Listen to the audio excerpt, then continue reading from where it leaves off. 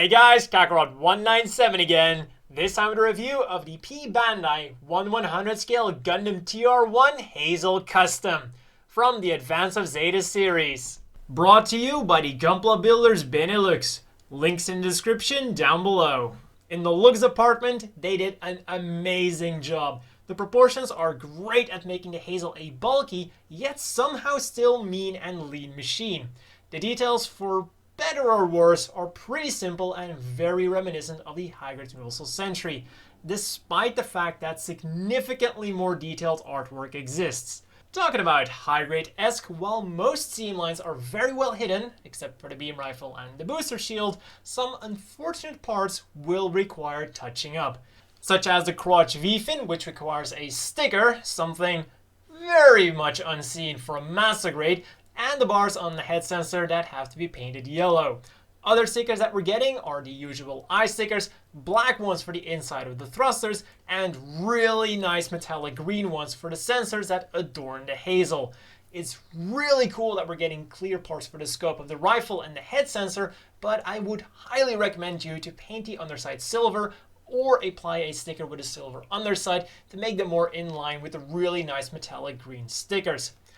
On to the marking stickers, and these are probably the saddest ones I've seen in a long time. A lot of them are just repeated, and the only reason that the sheet is so big is because the TR logo is so huge. For a machine inspired by a Katoki designed machine, the amount of markings is a huge letdown. At least they're water slides. Yay. And underneath the hood, we find the amazing Gundam Mark II 2.0 frame. At least almost all of it. And yes, it's reusing the frame, but at least it's reusing an amazing frame. However, there are a few changes that make it slightly less fancy than the original. Starting from the bottom up, we have these pistons that are now molded just in regular plastic rather than the nice chromed pieces that we find on the Gundam Mark II. Then the legs, of course, with the different armor, they are slightly different. These hips are also different. Then the body, this is entirely different. One big change here is that the cockpit ball now isn't red like on the Gundam Mark II. It offers a nice contrast, makes the inner frame slightly less boring and gray, but now this is just one entire gray piece. One really cool thing about the body, however, is when you look at this. Now this tells me that we just might be getting a few remolds of this thing.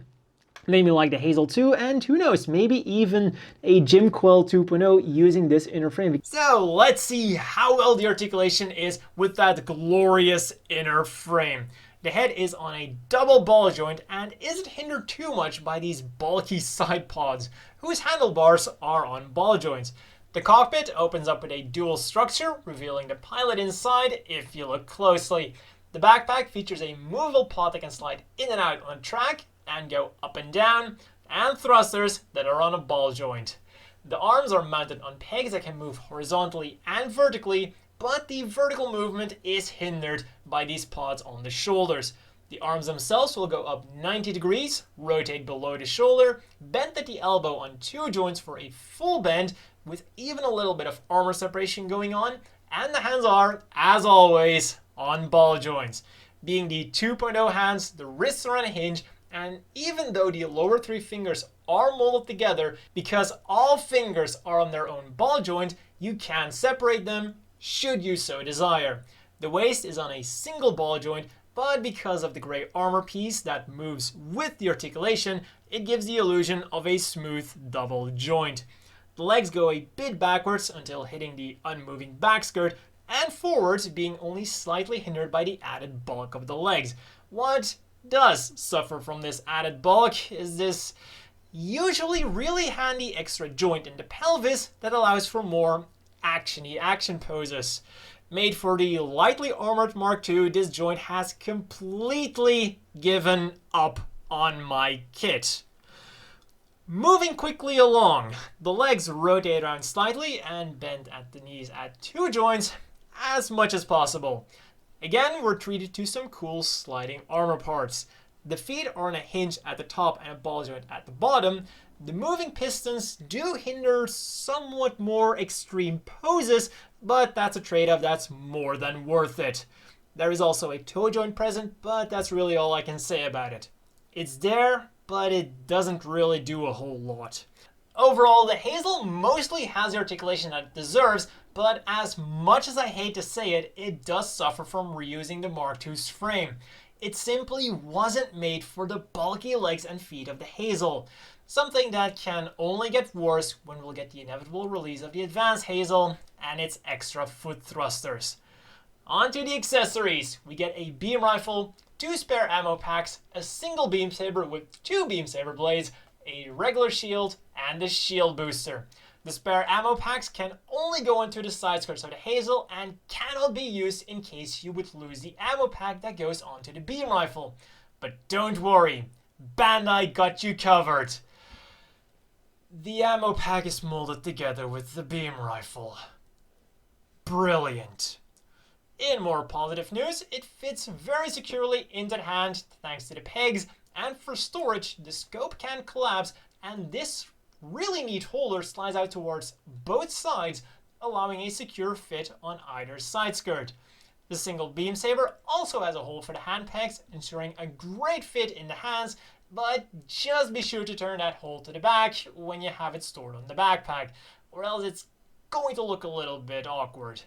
Both the regular shield and the shield booster are connected to the arm via the Mark II's triple brace, of which the left and the backside are functional. Unlike the weak legs, fortunately, the arm is perfectly capable of supporting the weight of the bulky but also hollow shield booster. And by pulling out this peg, you can of course mount it on the backpack.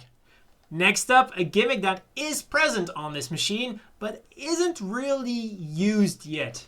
The crotch armor can extend so that it can accommodate the sub-arm unit, which isn't present with this kit, but is probably most likely going to be included when we get the inevitable P-Bandai Advanced Hazel. Lastly, because this is a remold, we of course also get some spare junk parts, such as the lower arms, the body, little bits and pieces from the thrusters, the lower legs, and a few other random parts. As always, the inevitable question is, do you want to buy this? Well, as the guy who does Hazel Madness, I'm of course extremely biased. So you should totally buy this thing to show Bandai that we want more Advance of Zeta releases. Heck, buy 3 and make the high mobility form. Alright, seriously now.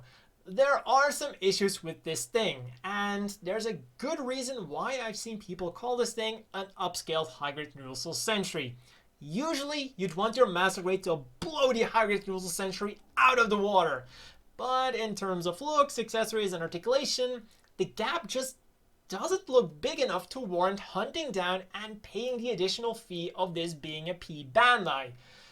In fact, I'd almost argue that at this time, you're better off buying the high-grade Universal Sentry because of the added compatibility with the other high-grade Universal Sentry kits from Advance of Zeta, with the very neat extra possible bang for your buck if you're really into combining those things. Still, with a bit of paint and glue and slightly more spare cash, the Hazel Gundam will be the perfect flagship for your Advance of Zeta collection.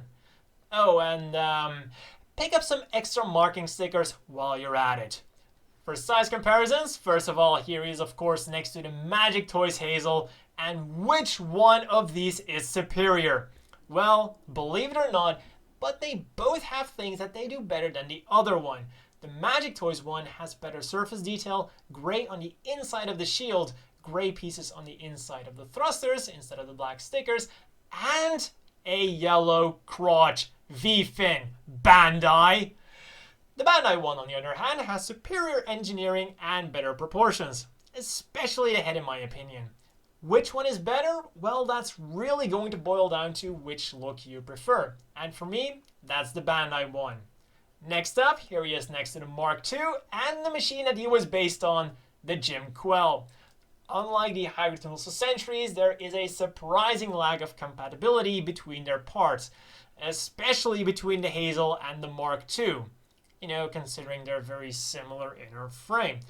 Sure, you can switch the arms and the legs because, well, similar inner frame, but the ones you'd really want to switch out, such as the backpack and the Vulcan paws, because that is a canonical thing, they straight out won't work unless you modify them, which is somewhat disappointing. But let's hope that Bandai fixes this lack of compatibility with a Jimquel 2.0 that is completely compatible. A 3.0 Mark II that's fully compatible is probably too much to ask for right now though. And that's all for this review, and see you all next time.